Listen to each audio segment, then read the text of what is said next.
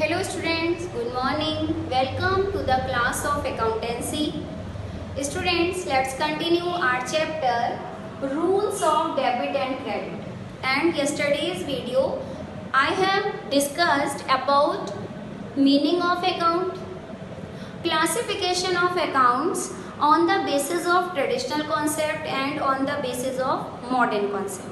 So students, let's we start our numerical portion of this chapter rules of debit and credit के आज हम numerical portion start करने जा रहे हैं और सबसे फर्स्ट क्वेश्चन क्या है कि आपको इसमें बताना है, क्लासीफाई करने हैं हमें अकाउंट्स को on the basis of traditional. क्यों? क्योंकि उसने क्वेश्चन में क्या पूछा है आपसे, क्लासीफाई करिए फॉलोइंग अकाउंट्स। उसने बहुत सारे अकाउंट्स के नेम दे रखे हैं, उन्हें पर्सनल, रियल और नॉमिनल उनमें से क्या है। तो these types of nature of accounts are involved in our traditional concept of classification of accounts. So traditional concept of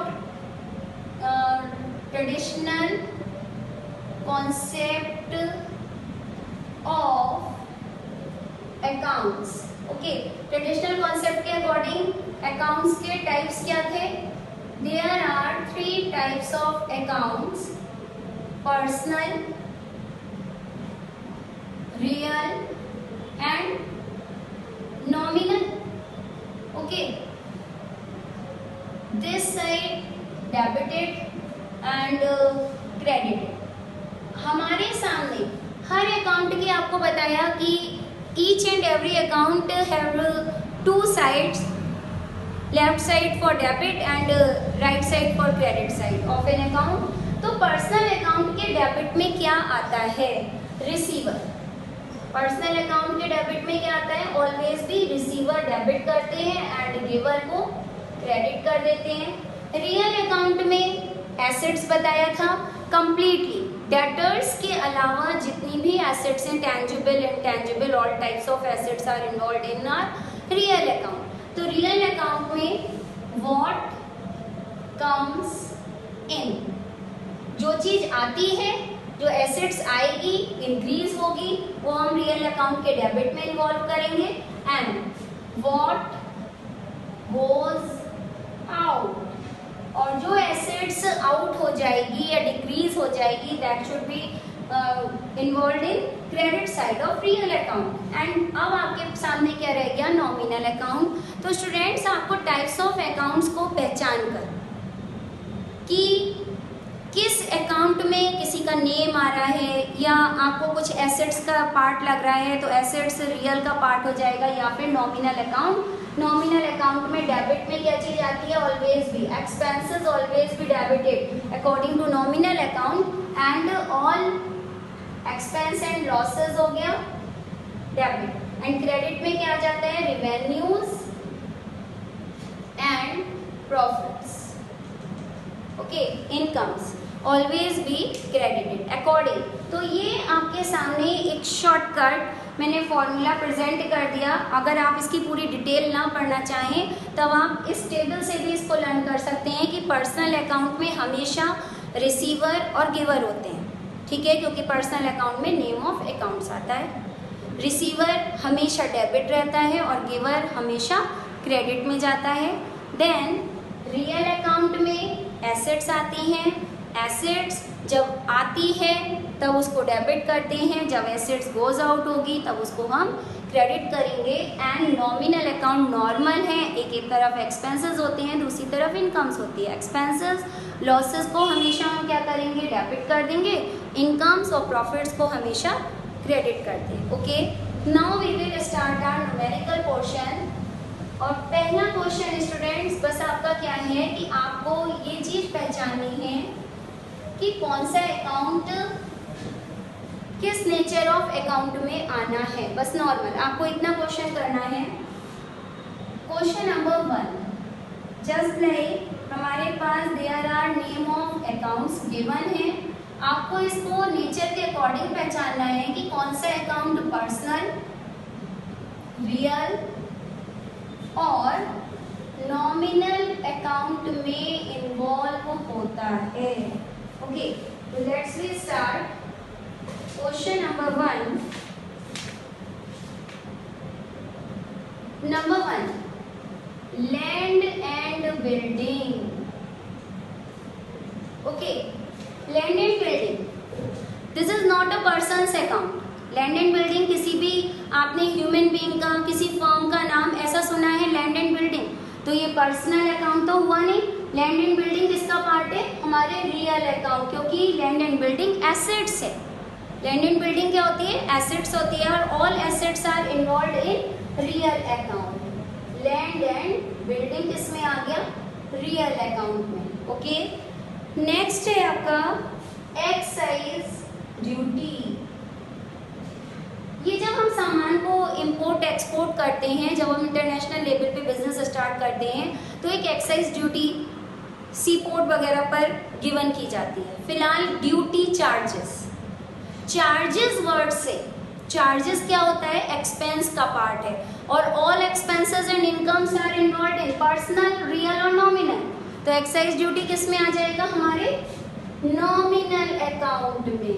excise duty involved in nominal account. Then next is creditor. अब students, creditors liability होती है। Creditors are those persons or those firms from which we purchase goods on credit. तो मैंने क्या बताया? ऐसा कोई person या फिर कोई भी फर्म जिससे हमने माल उधार खरीदा है, तो क्रेडिटर क्या है? कोई भी पर्सन है, तो पर्सन का अकाउंट या फिर किसी फर्म का भी अकाउंट। आर्टिफिशियल पर्सनल पढ़ा था आपने, नेचुरल पर्सनल अकाउंट पढ़ा था, और रिप्रेजेंटेटिव पर्सनल अकाउंट। पर्सनल के भी 3 पार्ट्स थे। किसी का भी नाम जब आएगा, चाहे वो नेचुरल ह्यूमन बीइंग हो, या फिर किसी फर्म इंस्टीट्यूट का नेम हो, या फिर कोई भी किसी ग्रुप ऑफ पर्सन्स को रिप्रेजेंट करेगा, अगर कोई भी अकाउंट, तब आप उसको पर्सनल अकाउंट में इन्वॉल्व करेंगे। तो यहाँ पर क्रेडिटर्स कौन से अकाउंट में आ जाएगा? पर्सनल अकाउंट में, क्रेडिटर्स अकाउंट। ओके, अब next account is capital account.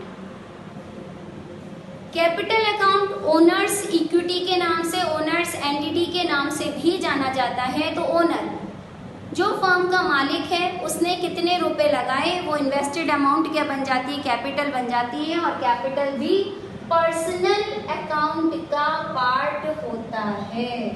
Okay, then next account is motor vehicles account. Motor vehicles account. Motor vehicle क्या है? मोटर व्हीकल आपका पर्सनल, रियल या फिर नॉमिनल। तो मोटर व्हीकल, किसी पर्सन का नाम आपने सुना है कि भाई उसका नाम मोटर व्हीकल है? नहीं, तो पर्सनल अकाउंट नहीं है। देन किस में आ जाएगा? मोटर व्हीकल आ जाएगा हमारे रियल अकाउंट में, because it is involve in assets account. Okay, next account is goodwill account. And students, goodwill हमारी किस में इन्वॉल्व हो जाएगी? गुडविल हमारी इन्वॉल्व हो जाती है, गुडविल कैसे, मतलब क्या कहलाती है? गुडविल पर्सनल अकाउंट है? नहीं। गुडविल क्या कोई खर्चा है? नहीं। अगर आपको याद हो तो टाइप्स ऑफ एसेट्स में आपने पढ़ा था, there are 2 types of assets, current assets and non current और फिक्स्ड एसेट्स। और फिक्स्ड एसेट्स में भी 2 टाइप्स की एसेट्स थी हमारी। 1 एसेट्स थी टेंजिबल एसेट्स, और अदर एसेट्स थी इनटेंजिबल फिक्स्ड एसेट्स। तो इनटेंजिबल फिक्स्ड एसेट्स के कौन से पार्ट्स थे? गुडविल, ठीक है, that can not be seen और touched but its presence only be feel. तो गुडविल किसका पार्ट हो गया? पर्सनल का नहीं है। गुडविल किस में आएगा? आपके रियल अकाउंट में। एसेट्स हमारी इनटेंजिबल फिक्स्ड एसेट्स में गुडविल आती है, तो गुडविल क्या बन जाएगी? हमारी रियल अकाउंट के नेचर में इन्वॉल्व हो जाएगी। देन नेक्स्ट अकाउंट हमारा आता है इन्वेस्टमेंट्स, इन्वेस्टमेंट्स अकाउंट स्टूडेंट्स। और इन्वेस्टमेंट्स क्या है? हमारी रियल अकाउंट का पार्ट है, क्योंकि इन्वेस्टमेंट भी हमारी एसेट्स में इन्वॉल्व हो जाता है। It is not a nominal, मतलब कोई खर्चा नहीं है, कोई भी इनकम नहीं है इससे। देन नेक्स्ट आता है salary account. Salary account, salary किसी पर्सन का नाम तो होता ही नहीं है सैलरी, तो पर्सनल में नहीं आएगा। कोई एसेट्स आपने ऐसी खरीदी है सैलरी के नाम से, वो भी हमने नहीं खरीदी, तो रियल में नहीं आएगा। सैलरी हमेशा अपने स्टाफ को गिवन की जाती है, तो सैलरी स्टाफ को गिवन करनी है या कर दी है हमने, तो ये क्या कहलाता है, हमारा एक्सपेंस का पार्ट होता है सैलरी। और expense always be debited according to nominal account. Next आते हैं हमारे डेटर्स। एंड स्टूडेंट्स, आपको मैं बता दूं, debtors just like current assets का पार्ट है, ठीक है। बट डेटर्स किसी भी फर्म का नेम या फिर किसी भी ह्यूमन बीइंग का नेम। डेटर कौन है? डेटर आर दोज फर्म्स और those persons to whom we sold goods on credit, जिनको हमने माल उधार सेल किया है। डेटर्स कौन होते हैं? डेटर्स उस पर्सन या फिर उस फर्म को कहते हैं जिसे हमने माल उधार सोल्ड किया, बेचा माल, ठीक है। तो ऑन क्रेडिट बेचने वाले को किसमें इन्वॉल्व कर लेंगे, क्योंकि वो पर्सन का नाम या फिर किसी फर्म का नेम आएगा, और फर्म का नेम और पर्सन का नेम आपका किसमें इन्वॉल्व हो जाएगा? डेटर्स अकाउंट इन्वॉल्व हो जाएगा पर्सनल अकाउंट में, debtors account. Then students, no real और no nominal, okay. Then after debtors अब हम आ जाते हैं अपने नेक्स्ट अकाउंट पर। अभी क्वेश्चन हमारा कंप्लीट नहीं हुआ है स्टूडेंट्स, यहाँ पर बहुत सारे टाइप्स ऑफ अकाउंट्स गिवन हैं। डेटर्स के बाद आते हैं bad debts. Bad debts, bad debts होते क्या हैं? बैड डेट्स एक ऐसा कॉन्सेप्ट है, एक ऐसी टर्म है जिससे हमें कभी भी रुपए मिलने, मतलब हम अपनी अमाउंट को रिकवर नहीं कर पाते हैं। हमारा ऐसे डेटर्स जिनसे हमें कुछ भी रुपए नहीं मिल पाते हैं, हमारा सारा पैसा डूब जाता है, तो वो अमाउंट क्या कहलाती है? बैड डेट्स का पार्ट कहलाती है। जो पैसे आप रिकवर नहीं कर पा रहे हैं, मान लीजिए हमें सोहन से 10,000 रुपीज़ लेने हैं, नाउ सोहन से आप एक भी पैसा रिकवर नहीं कर पा रहे हैं, तो वो चीज़ क्या कहलाएगी? वो हमारे 10 के 10,000 क्या हो गए? बैड डेट्स बन गए। तो ये क्या प्रेजेंट कर रहा है? दिस रिप्रेजेंट एनी पर्सनल और रियल या फिर नॉमिनल। तो बैड डेट्स प्रेजेंट एक्सपेंस और लॉस। हमारा कंप्लीटली क्या हो गया? अगर आप पैसे रुपए रिकवर कर लेते हैं सोहन से, तब तो क्या हो गया? हमारा फ़ायदा हो जाता। लेकिन अब आप उससे एक भी अमाउंट रिकवर नहीं कर पा रहे हैं, तो कंप्लीटली बैड डेट्स बन जाते हैं, ना पर्सनल ना रियल। बैड डेट्स क्या हो गया? हमारे नॉमिनल अकाउंट में, एक्सपेंस में और लॉस में आ जाता है। देन आ जाते हैं students depreciation account. Depreciation account fixed assets की वैल्यू को क्या कर देता है? डेप रिड्यूस कर देता है, ठीक है। और डेप्रीशिएशन भी ना पर्सनल में आएगा ना रियल में आएगा, ये भी एक तरीके का एक्सपेंस है, और ये हमारे नॉमिनल अकाउंट में आ जाएगा डेप्रीशिएशन के नाम से, okay. Depreciation, bad debts always be debited. इन दोनों को हम क्या करते हैं? हमेशा डेबिट करते हैं अकॉर्डिंग टू नॉमिनल अकाउंट की वजह से। देन आता है हमारा wages account. Just like salaries, salaries किसका पार्ट है? नॉमिनल अकाउंट, क्योंकि सैलरी क्या है? हमारा एक्सपेंस है। और जस्ट लाइक सैलरी, वेजेस भी हमारा किसमें इन्वॉल्व होता है? ना पर्सनल ना रियल। वेजेस अकाउंट हमारा इन्वॉल्व हो जाता है नॉमिनल अकाउंट में, because it is also the part of expense. Next students, repairs and repairs account. हमने किसी भी चीज की रिपेयर करवाई, ना पर्सनल ना रियल, ये भी क्या है? हमारा एक्सपेंस का पार्ट है, और expense always be debited according to nominal account. Repair भी हमारा क्या है? एक्सपेंस है। And after that Ramesh a debtor, नाम आ गया रमेश आ डेटर। और नाम जहाँ पर भी आएगा किसी भी ह्यूमन बीइंग का, किसी भी फर्म का, तो वो नेम कहाँ पर इन्वॉल्व हो जाएगा? पर्सनल अकाउंट में रमेश आ जाएगा। या फिर डेटर्स नॉर्मल भी था या क्रेडिटर्स भी था, तो उसको भी हमने पर्सनल अकाउंट में इन्वॉल्व किया था, Ramesh a debtor, okay student, न रियल न nominal. After that interest received and students interest received है आपके सामने.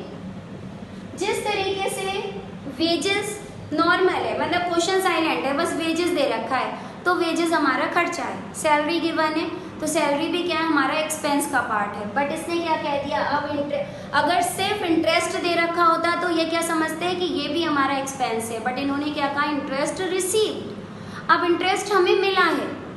जिस तरीके से सैलरी पेड वर्ड क्या कहलाता है, हमारा एक्सपेंस है, सैलरी क्या है, एक्सपेंसेस का पार्ट है. अब इंटरेस्ट आपने रिसीव्ड किया है तो ये हमारा इनकम का पार्ट है. फिलहाल आएगा किसमें, नॉमिनल अकाउंट में आएगा, क्योंकि नॉमिनल अकाउंट एक्सपेंस और रेवेन्यूज और इनकम से रिलेटेड होता है.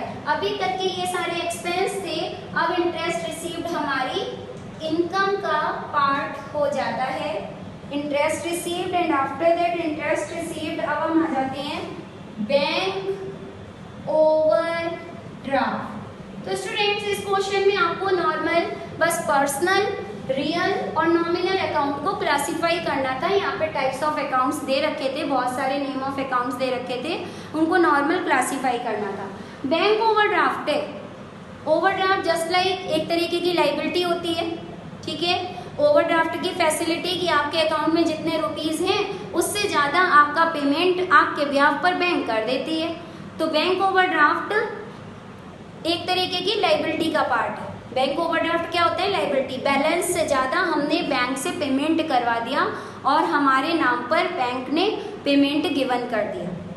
लेकिन यहाँ पर तो हम क्या कर रहे हैं, क्लासिफाई पर्सनल, रियल या नॉमिनल में आएगा. तो बैंक ओवरड्राफ्ट, बैंक जैसे बीओबी का बैंक ओवरड्राफ्ट है, एसबीआई का बैंक ओवरड्राफ्ट है, इंडियन बैंक का बैंक ओवरड्राफ्ट है. नाम आ रहा है, मेरे समझाने का मतलब क्या है कि यहाँ पर बैंक का नेम आएगा और जहाँ पर भी किसी फर्म का नेम इन्वॉल्व हो जाएगा वो आपका किस में आ जाएगा, पर्सनल अकाउंट में बैंक ओवरड्राफ्ट इन्वॉल्व हो जाता है. Then students after bank overdraft purchase return, purchase return आपने सुना होगा, रिटर्न्स आउटवर्ड. ओके, एक तरफ हम माल खरीद के लाते हैं and when goods are not as per the expectations are ourself, हमारी एक्सपेक्टेशंस के अकॉर्डिंग अगर हमारा गुड्स नहीं है तब हम क्या करेंगे, अपने सप्लायर को वो गुड्स रिटर्न कर देंगे. तो that is known as purchase returns और रिटर्न्स आउटवर्ड इसको बोलते हैं. परचेज में बता दूं, परचेज एक्सपेंस का पार्ट होता है. कोई चीज खरीद, गुड्स सामान खरीद के लाए तो हमारा खर्चा हुआ, और सेल हमारी इनकम का पार्ट है. माल बेचेंगे तब हमें इनकम होगी. सेम वे परचेज जब एक्सपेंस का पार्ट है तो परचेज रिटर्न क्या हो जाएगा, हमने माल खरीद के लाए तब हमने माल वापस कर दिया, तो it is the part of income. हमें क्या हो गया, फायदा हो गया माल वापस करने से. अब हमें कैश नहीं देना पड़ेगा. तो ना पर्सनल ना रियल, हमारी इनकम हमारे फायदे की वजह से ये किस में इन्वॉल्व हो जाएगा, नॉमिनल अकाउंट में, purchase returns account. Nominal account में भी बताना पड़ता है रीजन कि ये एक्सपेंस है या फिर इनकम है. तो परचेज रिटर्न हमारी इनकम का पार्ट है और इनकम ऑलवेज भी credited according to nominal account. Drawings आ जाती हैं एंड स्टूडेंट्स ड्राइंग्स किसकी होती हैं, ड्राइंग्स कोई खर्चा नहीं है. ठीक है, ड्राइंग्स किसका पार्ट हो जाएगा, ड्राइंग्स हो जाएगा पर्सनल अकाउंट का पार्ट. क्यों, क्योंकि ड्राइंग्स में हमने अपने ओनर जो अपने पर्सनल यूज के लिए कोई भी गुड्स कोई भी कैश को जब विड्रॉन करता है, ठीक है, एक तरीके से वो क्या हो गया, ओनर रिसीवर हो गया. अगर वो कोई भी सामान या गुड्स को अपने पर्सनल यूज के लिए ले रहा है या फिर वो कैश को, फिलहाल वो तो रिसीवर बन ही गया. तो यहाँ पर ड्राइंग्स किस में आ जाएगा, हमारे पर्सनल अकाउंट में, not real not nominal. Then students drawings के बाद हम आ जाते हैं फ्राइट एक्सपेंस है, मेरे मुंह से ही निकल गया, ना ये पर्सनल ना रियल. तो एक्सपेंस किस में आ जाएगा, हमारे नॉमिनल अकाउंट में freight expense one more account is given and that is return inwards. Return inwards, हमारे पास माल वापस आ गया, तो कौन सी रिटर्न है? एक रिटर्न आउटवर्ड आपकी परचेज रिटर्न होती है और एक रिटर्न कहलाती है रिटर्न इनवर्ड्स। रिटर्न इनवर्ड्स इसे क्या बोलते हैं? Sales return. Customer returns goods because that goods may be not as per the expectations of the customer. जब आपकी एक्सपेक्टेशंस के अकॉर्डिंग नहीं था तब हमने अपने सप्लायर को माल वापस कर दिया था, और अब कस्टमर की एक्सपेक्टेशंस के अकॉर्डिंग अगर गुड्स नहीं है तब हमने उसको वापस रिटर्न कर दिया, कस्टमर ने हमें रिटर्न कर दिया। तो हमारा ये क्या है? नॉमिनल अकाउंट में आएगा, और इसका रीज़न क्या हो जाएगा स्टूडेंट? ये हमारा नुकसान हो गया, और नुकसान always be debited according to nominal account. तो रिटर्न इनवर्ड्स हमारा किसमें आ जाएगा? नॉमिनल अकाउंट में इन्वॉल्व हो जाएगा। इसके बाद स्टूडेंट्स आपके लिए क्वेश्चन नंबर 2 मैं अपने पास से दूंगी, जिसे आप ट्रेडिशनल कॉन्सेप्ट के अकॉर्डिंग कंप्लीट करेंगे। ओके, अभी मॉडर्न कॉन्सेप्ट के अकॉर्डिंग आप क्वेश्चन को कंप्लीट नहीं करेंगे, आप सिर्फ ट्रेडिशनल कॉन्सेप्ट के अकॉर्डिंग अपने क्वेश्चन को कंप्लीट करके और मुझे एज अ होमवर्क में प्रेजेंट करेंगे। Okay, thank you.